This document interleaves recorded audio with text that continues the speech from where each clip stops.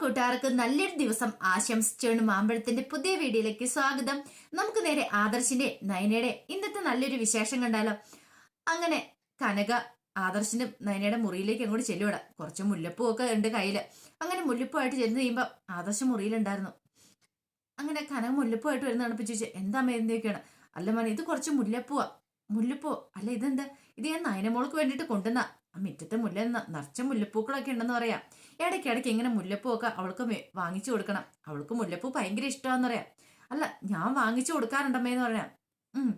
അല്ല, എപ്പോഴും അത് വാങ്ങിച്ചു കൊടുക്കേണ്ട ആവശ്യമില്ലല്ലോ. ഇടയ്ക്കൊക്കെ എപ്പോഴെങ്കിലും ഒന്ന് വാങ്ങിച്ചു കൊടുത്താൽ പോരെന്ന് ചോദിക്കാം. ഇത് കേട്ടപ്പോ കനോട് ഞാൻ അത് പോരാ, അറിയാലോ, ഇടയ്ക്ക് ഇങ്ങനെ മുറിയിലൊക്കെ കൊണ്ടുവന്ന് വെക്കുന്ന അതിന്റെ സുഗന്ധം ഉണ്ടല്ലോ, ഈ മുറിക്കുള്ളിൽ നിറച്ചും വരും. അത് എന്റെ മോൾക്ക് ഏറ്റവും ഇഷ്ടപ്പെടുന്ന ഒരു ഗന്ധമാണ് മുല്ലപ്പൂവിന്റെ ഗന്ധം എന്ന് പറയാം. എപ്പോഴും വാങ്ങിച്ചു കൊടുത്താൽ മതി, അല്ലെങ്കിൽ എപ്പോഴും അതിന്റെ വല്ല ആവശ്യമുണ്ടോ? ഇത് കേട്ടപ്പം ഞാൻ ചോദിച്ചു, അല്ല മോൻ എന്തെങ്കിലും പറഞ്ഞായിരുന്നു ചോദിക്കുക. ഇല്ല, ഒന്നും പറഞ്ഞില്ല. ഈ സമയം കന പറഞ്ഞു, അതെങ്ങനെയാണല്ലോ, മുറ്റത്തെ മുല്ലയ്ക്ക് മണമില്ലെന്ന് പറഞ്ഞ പോലെ കണ്ണുള്ളപ്പോ കണ്ട കാഴ്ച അറിയത്തില്ലോ എന്ന് പറയണം. അല്ല, അമ്മ എന്തേലും പറഞ്ഞോ? ഞാനൊന്നും പറഞ്ഞില്ല. എന്നാ ശരി, ഞാൻ അങ്ങോട്ട് പോട്ടെ എന്ന് പറഞ്ഞുകൊണ്ട് കനയെ അങ്ങോട്ട് ഇറങ്ങി പോവാണ്. ഈ സമയം ആദർശ് വിചാരിച്ചു, ഈ മുല്ലപ്പൂ ഇതെന്ത് ചെയ്യണം? ഇപ്പൊ എവിടെയെങ്കിലും കൊണ്ടുപോയി വെക്കാം എന്നോർത്ത് എന്ത് ചെയ്യണം, ആ കട്ടിലേലേക്ക് അങ്ങോട്ട് കൊണ്ടുപോയി വെക്കുവാണ്. അങ്ങോട്ട് ഇങ്ങനെ കുറെ സമയം ഇങ്ങനെ ആലോചിച്ചുകൊണ്ടിരുന്നു. ഈ സമയത്താണ് അങ്ങോട്ട് നയന കയറി വരുന്നത്. നയന കയറി വന്നു കഴിഞ്ഞപ്പം നോക്കി, നല്ല മുല്ലപ്പൂവിന്റെ മണം വരുന്നുണ്ട്. അല്ല, ഇത് എവിടുന്ന് ആദർശട്ട മുല്ലപ്പൂവിന്റെ മണം വരുന്നതെന്ന് ചോദിക്കുക. മുല്ലപ്പൂവിന്റെ മണോ? മുല്ലപ്പൂവിന്റെ മണം ആയിരിക്കില്ല, അത് ചിലപ്പോ ഒരു പക്ഷെ പാലപ്പൂവിന്റെ ഗന്ധമായിരിക്കും. ഒരു യക്ഷി കടന്നു വന്നതിന്റെ. ഓ, അപ്പൊ യക്ഷിയല്ലേ ഞാന്? അല്ല, ചില സമയത്തൊക്കെ എന്നെ യക്ഷിയായിട്ട് നിങ്ങൾക്ക് തോന്നുമായിരിക്കും. പക്ഷെ ഫോറിൻ കമ്പനിക്കൊക്കെ ഡിസൈൻ വരച്ചു കൊടുക്കാനായിട്ട് ഈ യക്ഷി വേണ്ടി വന്നെന്ന് പറയും. ഓ, ഇനിയിപ്പൊ അതിന്റെ കണക്ക് പറഞ്ഞുകൊണ്ട് വന്നായിരിക്കും അല്ലേ? അല്ല, ആദർശേട്ടൻ പറഞ്ഞുകൊണ്ട് ഞാനങ്ങ് പറഞ്ഞ അങ്ങനെ ഡിസൈൻ വരച്ചു കൊടുത്തിട്ടുണ്ടെങ്കിൽ അതിന്റെ പ്രതിഫലം ഞാൻ തന്നായിരുന്നല്ലോ. ഒരു നെക്ലേസ് വാങ്ങി തന്നില്ലേന്ന് ചോദിക്കും. ഓ, ഇനിയിപ്പൊ പ്രതിഫലത്തിന്റെ കാര്യമൊക്കെ പറയായിരിക്കുന്ന ഭേദം. അല്ല, നീ അതൊന്നും ഇട്ട് കണ്ടുപോലുമില്ലോ. ആദർശേട്ടൻ അറിയാവുന്ന കാര്യമല്ലേ, എനിക്കിങ്ങനെ ഈ സ്വർണത്തോടൊന്നും അധികം താല്പര്യമില്ല. അതിങ്ങനെ ഇട്ടുകൊണ്ട് നടക്കാൻ താല്പര്യമില്ല. പോരാത്തിന് മുത്തശ്ശിയും പറയുകയും ചെയ്തു, എവിടെയെങ്കിലും വല്ല ഫംഗ്ഷനോ അങ്ങനെ എന്തെങ്കിലും ഉള്ളപ്പം ഇട്ടാ മതിയെന്ന്. പിന്നെ എന്തിനാ ആദർശേട്ടാ എപ്പോഴും ഞാനത് ഇട്ടുകൊണ്ട് നടക്കണേ? അങ്ങനെ പിന്നെ ആദർശന് ശരി, എന്നാ നീ കിടന്നോളാൻ പറയണ. അല്ല, ആദർശേട്ടൻ കിടക്കണില്ലേ? അതെ, എന്നെ കിടത്താൻ നോക്കണ്ട, എനിക്കറിയാൻ കിടക്കാനായിട്ട്. പിന്നെ നിന്നെ പോലെ ഒരു ഭാര്യ എനിക്ക് കിട്ടിയതാ എന്റെ ഏറ്റവും വലിയ കഷ്ടമാണെന്ന് പറയണം. അതെന്ത് പറ്റി ഇപ്പൊ അങ്ങനെ തോന്നാനായിട്ട് കാരണം? ഞാനൊരു ശല്യമായെന്ന് ചോദിക്കുക. ശല്യമായല്ലോ, എന്റെ സങ്കല്പത്തിൽ ഒരു ഭാര്യ നീയേ അല്ലായിരുന്നു പറയാ. ഇപ്പം ആദർശേട്ടന്റെ സങ്കല്പത്തിലുള്ള ഭാര്യമാരെങ്ങനെയാ? ആദർശേട്ടന്റെ സങ്കല്പത്തിലുള്ള പെൺകുട്ടി എങ്ങനെയാ? പെട്ടെന്ന് ആദർശ് പറഞ്ഞു, എന്റെ സങ്കല്പത്തിലുള്ള പെൺകുട്ടിക്ക് ഇത്ര തലക്കനം പാടില്ല, ഇത്ര അഹങ്കാരം പാടില്ലെന്ന് പറയാം. ഓ, അപ്പൊ എനിക്ക് തലക്കനോ അഹങ്കാരോ ഒക്കെ ആണല്ലേ? അതെ, നിനക്ക് ഇച്ചിരി തലക്കനോ അഹങ്കാരോ ഒക്കെ ഇച്ചിരി അല്ല, നന്നായിട്ട് കൂടാലാന്ന് പറയാ. ശരി, ആയിക്കോട്ടെ എന്ന് പറഞ്ഞ് നയന ഇങ്ങോട്ട് കിടക്കുക. പിന്നെ നയന പറഞ്ഞു, സമ്മതിച്ചു തന്നിരിക്കുന്നു പറയാം. എന്താ? ഒന്നുമില്ല, ഞാൻ വെറുതെ പറഞ്ഞാന്ന് പറയാ. അപ്പൊ ആദർശ് നയനെ തന്നെ നോക്കുക. ഇവിടെ കിടക്കിടയ്ക്ക് ഇവൾക്ക് ഇച്ചിരി അഹങ്കാരമൊക്കെ കൂടുന്നുണ്ട്. ഈ സമയം നയന പറഞ്ഞു, അതെ, ആദർശന്റെ എനിക്ക് ഇടയ്ക്ക് ആദർശന്റെ കൂടെ ജീവിക്കുന്നതിന് എനിക്ക് പ്രതിഫലം കിട്ടണമെന്ന് പറയാം. പ്രതിഫലം അതെന്തിനാ? ഞാൻ നല്ല ഒന്നാന്തര അഭിനയമല്ലേ കാഴ്ചവെക്കുന്നേ. ഈ അഭിനയം വല്ല സിനിമയിലോ സീരിയലിലോ ഒക്കെ പോയി ചെയ്യുമായിരുന്നെങ്കിൽ എനിക്ക് നല്ലൊരു പ്രതിഫലം തന്നെ കിട്ടിയാണ്. ആദർശന്റെ മുത്തശ്ശിന് വേണ്ടിയിട്ടാണ് ഞാൻ അഭിനയിച്ചുകൊണ്ടിരിക്കുന്നത്. ആ ഒരു ഓർമ്മ വേണമെന്ന് പറയാം. അതെ, ഇനിയിപ്പൊ അതിന്റെ ഒരു കുറവേ ഉള്ളൂ. നിനക്കിനി എത്ര രൂപ പ്രതിഫലം വേണമെന്ന് പറഞ്ഞാൽ മതി, ഇനിയിപ്പൊ ഞാനങ്ങ് തന്നേക്കാന്ന് പറയണം. ഓ, എനിക്ക് വേണ്ടേ, ഞാൻ മുത്തശ്ശിന് വേണ്ടിയിട്ട് മാത്രം എപ്പോഴും നിൽക്കുന്നത് അറിയാലോ. അതുകൊണ്ട് ഞാൻ പ്രതിഫലം വാങ്ങേണ്ട ആവശ്യം എനിക്കില്ല. പിന്നെ ഞാനങ്ങോട്ട് പറഞ്ഞെന്നുള്ളൂ. ആദർശന്റെ ഈഗോ കണ്ടപ്പോൾ ഞാനങ്ങ് പറഞ്ഞുള്ളൂ. ഈഗോയോ? അല്ല പിന്നെ, ആദർശനല്ലേ ശരിക്കും പറഞ്ഞ ഈഗോ? സ്വന്തമായിട്ടൊന്ന് ചോദിച്ചു നോക്ക്, എന്നോട് ചോദിക്കണ്ട. കിടന്നുറങ്ങാൻ നോക്കെന്ന് പറഞ്ഞിട്ട് നയനി അങ്ങോട്ട് കിടക്കുവാണ്. ഈ സമയം ആദർശം ഇങ്ങനെ ആലോചിച്ചുകൊണ്ട് കിടക്കുക. പിന്നീട് കാണിക്കുന്ന നയനെ പോയി ഛർദിക്കുവാണ്. ഛർദിക്കുന്ന കണ്ടപ്പം കനക ഒഴിവൊന്ന് പുറംതിരുമുവാണ്. അപ്പോഴാണ് ദേവേനെ ഇങ്ങോട്ട്. ദേവേനെ വന്നിട്ട്, എന്ത് പറ്റി, നിന്റെ മോൾക്ക് എന്ത് പറ്റിയെന്ന് ചോദിക്കണം. എന്ത് പറ്റാനാ, കല്യാണം കഴിച്ച് സാധാരണ പെൺകുട്ടികൾക്കൊക്കെ എന്താ സംഭവിക്കുന്നത്, അത് തന്നെ ഇവിടെ സംഭവിച്ചുള്ളൂ. അതെ, ആദർശമോന്റെ അമ്മ ഒരു മുത്തശ്ശിയാൻ പോവാന്നുണ്ടായി. ഞാനോ? അതെന്താ സംഭവിച്ചു എവിടെയെന്ന് ചോദിക്കാണ്. ഇതും കേട്ടോണ്ട് അങ്ങോട്ട് വന്ന ആദർശ് ഒരു നിമിഷം ഞെട്ടിത്തെരിച്ച് പോവാണ്. ഞാൻ അച്ഛനോ? അതെങ്ങനെ സംഭവിച്ചു? അങ്ങനെ പെട്ടെന്ന് ആദർശ് ഞാനൊന്നും അല്ലാന്ന് പറഞ്ഞോണ്ട് ഇരിക്കും. പെട്ടെന്ന് കനക അങ്ങോട്ട് ഞെട്ടി എഴുന്നേറ്റിരുന്ന് ചിരിക്കുവാണ്. ഇത് കേട്ടപ്പോ ജലജിച്ച്, എന്താടി പാതാളത്തിൽ മനുഷ്യനെ ഉറങ്ങാനും സമ്മതിക്കത്തില്ലേ, വെറുതെ ഓരോ കോപ്രായങ്ങൾ കാണിച്ചു കൂട്ടുന്നേ. ഓ, നല്ലൊരു സ്വപ്നം കണ്ടുകൊണ്ട് കിടക്കുമായിരുന്നു, അത് നിങ്ങൾ നശിപ്പിച്ച് കളഞ്ഞല്ലോ എന്ന് പറയണ. സ്വപ്നം? എന്ത് സ്വപ്നം? അല്ല, നിനക്ക് എപ്പോഴും ഈ പാതിരാത്രി മനുഷ്യനെ ഉറക്കം കളഞ്ഞൊരു സ്വപ്നം കാണീരേ അല്ല, നീ എന്തിനാടി ഇവിടെ കടിച്ചു പോകും കിടക്കണേന്ന് ചോദിക്കുകയാണ്. അതോ, അതൊരു കാര്യമുണ്ട്. ഞാനിപ്പോ രാത്രി സ്വപ്നം കണ്ട എന്താണെന്നറിയോ? ഇവിടെ ഒരു വിഷപ്പാമ്പ് കയറിയിട്ടുണ്ട്. ആ വിഷപ്പാമ്പിനെ എങ്ങനെ തല്ലി ഓടിക്കാം എന്നൊരു സ്വപ്നമാണ് ഞാൻ കണ്ടുകൊണ്ടിരുന്നത്. ജലജ പറഞ്ഞു, ഇങ്ങനെ പോവുകയാണെങ്കിൽ അധികം വൈകാതെ തന്നെ ആ വിഷപ്പാമ്പിനെ ഞാൻ തല്ലി ഓടിക്കുമെന്ന് തോന്നേ. അവളുടെ ഒരു സ്വപ്നം അവളും കൂടെ. ഇത് കേട്ടപ്പോ ജലജയോട് കനക പറഞ്ഞേ, അതെ, ഒരു കാര്യം ഞാൻ പറഞ്ഞേക്കാം. മൂർത്തി മുത്തശ്ശൻ എന്താ പറഞ്ഞെന്നറിയാലോ? ഞങ്ങളെ എന്റെ മക്കളുടെ കാര്യങ്ങളൊക്കെ നിങ്ങൾ നോക്കണം എന്നല്ലേ പറഞ്ഞു. നീയും നിന്റെ മോനും അതൊക്കെ മറന്നുപോയോ? അതുകൊണ്ട് ഇവിടെ കിടന്ന് ചിലപ്പോൾ സ്വപ്നം കാണുമോ അലറി വിളിക്കോ ഒക്കെ ചെയ്തെന്നിരിക്കും. അതൊക്കെ കേട്ട് കിടക്കാൻ പറ്റുമെങ്കിൽ നീ മുറിയിൽ കിടന്നാൽ മതി, ഇല്ലെങ്കിൽ നീ വേറെ മുറിയിൽ പോയി കിടന്ന ജലജ എന്ന് പറയണം. ജലജയ്ക്ക് ഇത് കേട്ട പെരുത്ത് കയറി. നശിച്ച താനത്തിനെ കൊണ്ട് മനുഷ്യനുണ്ട് സമാധാനം ഇല്ലല്ലോ എന്റെ ഭഗവാനെ. മുറിയിലൊന്ന് സ്വസ്ഥമായിട്ട് കിടന്ന് ഉറങ്ങാൻ കൂടി പറ്റണില്ല എന്ന് പറയാണ്. ഈ സമയം കിടന്നിട്ട് എനിക്ക് ഉറക്കം വരുന്നുണ്ടായിരുന്നില്ല. നന്ദുവിനെ ഒന്ന് വിളിച്ചു നോക്കിയാലോ ഈ സമയത്തോ? എന്നാലും ഒന്ന് വിളിച്ചു നോക്കാം എന്നോർത്ത് നന്ദുവിനെ വിളിക്കുവാണ്. അങ്ങനെ അനിയുടെ കോള് കണ്ടു കഴിഞ്ഞപ്പോ നന്ദു ഓർത്ത് കോൾ എടുക്കണോ അതാ വേണ്ടയോ? എടുത്തിട്ടുണ്ടെങ്കിൽ ശരിയാവോ ഈ സമയത്ത്? എന്താണോ ഒന്ന് എടുത്തു നോക്കാം. അങ്ങനെ കോൾ എടുക്കണം. എന്താ അനി വിളിച്ചതെന്ന് ചോദിക്കാം. അല്ല, നന്ദു ഉറങ്ങിയായിരുന്നോ? ഏയ്, ഉറങ്ങാൻ കിടന്നുള്ളൂ. കാര്യം എന്താന്ന് പറ. എനിക്ക് നന്ദുവിനോട് കുറച്ച് സംസാരിക്കണം എന്തെന്ന് പറയേ. സംസാരിക്കാൻ ഇപ്പം എന്നെ വിളിക്കേണ്ട ആവശ്യം എന്തായിരിക്കണേ? അനാമിക ഉണ്ടല്ലോ.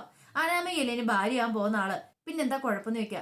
അല്ല നന്ദു, എനിക്ക് നിന്നോടാ കുറച്ച് കാര്യങ്ങളൊക്കെ സംസാരിക്കാനുള്ളേ. അതെ, അത് വേണ്ട കേട്ടോ അനി. അത് ഈ സമയത്ത് സംസാരിക്കുന്നതിനൊന്നും കുഴപ്പമില്ല, പക്ഷെ ഈ സമയത്ത് വേണ്ട. പിന്നെ നാളെ എപ്പോഴേലും വിളിച്ചാൽ മതി. എന്നാ ഞാൻ വെക്കുവാന്ന് പറഞ്ഞ് കോള് കട്ട് ചെയ്യുക. ഇത് നന്ദു വെക്കല്ലേ എന്നൊക്കെ പറഞ്ഞു വരുമ്പോഴത്തേനും നന്ദു കോൾ അങ്ങോട്ട് കട്ട് ചെയ്തു. എനിക്ക് വല്ലാത്ത സങ്കടമായിപ്പോയി. അവള് മനഃപൂർവ്വം തന്നെ ഒഴിവാക്കാൻ ശ്രമിക്കുന്നതാന്ന് എനിക്ക് മനസ്സിലായി. അങ്ങനെ ഉറയെ കിടക്കുന്ന ആദർശ് പെട്ടെന്ന് സ്വപ്നം കണ്ടെങ്കിൽ ഞെട്ടി ഉണരുക. ഉണർന്നു കഴിഞ്ഞിട്ട് നോക്കുമ്പോഴത്തേന് നയന നല്ല ഉറക്കം ഉറങ്ങണേ. പക്ഷെ ആദർശ് കുറെ സമയം നയനയുടെ മുഖത്തേക്ക് തന്നെ നോക്കിക്കിടന്നു. കുറച്ച് അഹങ്കാരവും ഞാനെന്ന ഭാവമൊക്കെ ഉണ്ട്. പക്ഷെങ്കിൽ ആള് പാവ. ഇവള് തനിക്ക് എത്രമാത്രം സഹായങ്ങളാ ചെയ്തിരുന്നേ. ഇപ്പൊ തന്നെ ഫോറിൻ കമ്പനിയുടെ ഡിസൈന് കോടികളുടെ ലാഭം കമ്പനിക്കും ഉണ്ടാക്കി തന്നിരിക്കുന്നത്. അപ്പൊ ഇവിടെ അത്ര പെട്ടെന്ന് അങ്ങോട്ട് ഇല്ലാതാക്കാൻ പറ്റില്ല. ശരിക്കും പറഞ്ഞാൽ ഉള്ളിന്റെ ഉള്ളിൽ ഇവിടെ ഉണ്ടെന്നാ തോന്നണേ എന്ന് പറയണേ. ഈ സമയം ആദർശിന്റെ മനസാക്ഷി ആദർശിന് മുന്നിൽ വന്ന് നിൽക്കുകയാണ്. അപ്പൊ ആദർശ് പിന്നെ മനസാക്ഷിയോടായി പിന്നീടുള്ള ആദർശിന്റെ സംസാരം മുഴുവനും. ഈ സമയം ആദർശിന്റെ മനസാക്ഷി അവനോട് ചോദിക്കുക, നീ എന്താടാ നോക്കിക്കിടക്കുന്നത്? നിന്റെ ഭാര്യ കിടക്കണേന്ന് പറയാണ്. അതിനിപ്പൊ ഞാൻ എന്ത് ചെയ്യണം? എന്ത് ചെയ്യണമെന്നോ? എടാ, നിനക്ക് നാണമില്ലേ? സ്വന്തം ഭാര്യ അടുത്ത് കിടന്നിട്ട് പോലും ഇത്രയും കാലമായിട്ട് നിങ്ങൾ ഭാര്യ ഭർത്താക്കന്മാരായിട്ട് ജീവിച്ചിട്ടുണ്ടോ? അതറിയാലോ, എന്റെ മനസ്സിൽ ഇവളില്ല. വെറുതെ നീ കള്ളത്തരം പറയണ്ട. ചിലപ്പോ നീ അഭിനയിക്കുമായിരിക്കും ഇല്ലെന്ന് പറഞ്ഞുകൊണ്ട്. പക്ഷെ നീ ഉള്ളിന്റെ ഉള്ളിലൊന്ന് നോക്കിയേ. നിന്റെ മനസ്സിൽ വേറൊരു പെണ്ണില്ല. ഉണ്ടെങ്കിൽ ഇവള് മാത്രമേ ഉള്ളൂ. അല്ലെങ്കിൽ നീ ഇവളുമായിട്ട് ആദ്യമായിട്ട് കണ്ട ആ രംഗം ഒന്ന് ഓർത്തു നോക്കാൻ പറയാണ്. പെട്ടെന്ന് ആദർശിന്റെ മനസ്സിലേക്ക് ആദ്യമായിട്ട് നയനെ കണ്ടപ്പോഴത്തെ ആ രംഗങ്ങൾ കടന്നു വരിക. ആദ്യം കണ്ടു കഴിഞ്ഞപ്പോ തന്റെ കാരണത്തിൽ ഇവള് അടിക്കുകയോ ചെയ്ത് അന്ന് ആ പ്രശ്നം ഉണ്ടായി കഴിഞ്ഞപ്പോ പെട്ടെന്ന് ആദർശിലൊരു ഞെട്ടുണ്ടായി. ഇവള് നല്ല പെൺകുട്ടിയാടാ, അതുകൊണ്ട് അന്നങ്ങനെയൊക്കെ ചെയ്തേ. പക്ഷെങ്കിൽ നിനക്കത് മനസ്സിലാക്കാനുള്ള ബുദ്ധിയും ബോധവും ഇല്ലാതെ പോയി. നീ ഇനി എന്നാടാ മനസ്സിലാക്കുന്നേ? അല്ലെങ്കിലും നീ ആർക്കു വേണ്ടി ഇങ്ങനെയൊക്കെ ചെയ്യുന്നേ? നിന്റെ അമ്മയ്ക്ക് വേണ്ടിയിട്ടാണോ? അല്ല, അത് പിന്നെ ഞാന്. എടാ, നിനക്ക് ഒരു ജീവിതമേ ഉള്ളൂ. ആ നീ വിചാരിക്കണം. ഇത്ര ഒരു നല്ല പെൺകുട്ടിയെ കിട്ടിയിട്ട് നിനക്ക് അവളെ മനസ്സിലാക്കി അവളുടെ കൂടെ ജീവിക്കാൻ പറ്റുന്നില്ലെങ്കിൽ പിന്നെ നീ എന്തിനാടാ ആണാന്ന് പറഞ്ഞ് നടക്കണേ?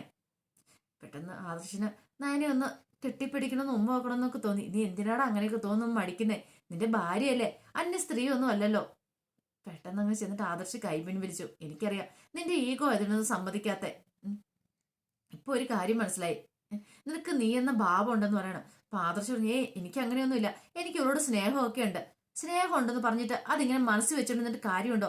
അത് പ്രകടിപ്പിക്കുകയോ ചെയ്യണ്ടേ? അല്ലെങ്കിൽ അവളെങ്ങനെയാ മനസ്സിലാക്കുന്നത് നിനക്ക് സ്നേഹമുണ്ടെന്ന്? ഇത്രയും കാലമായിട്ട് ഈ ഒരു മുറിയില് നിന്നെ മാത്രം പ്രതീക്ഷിച്ച് കിടക്കുന്ന അവളല്ലേ. അവൾക്ക് വേണ്ട ഒരിറ്റ് സ്നേഹമാണ്. ആ സ്നേഹം പോലും കൊടുക്കാൻ നിനക്ക് സാധിക്കുന്നില്ല.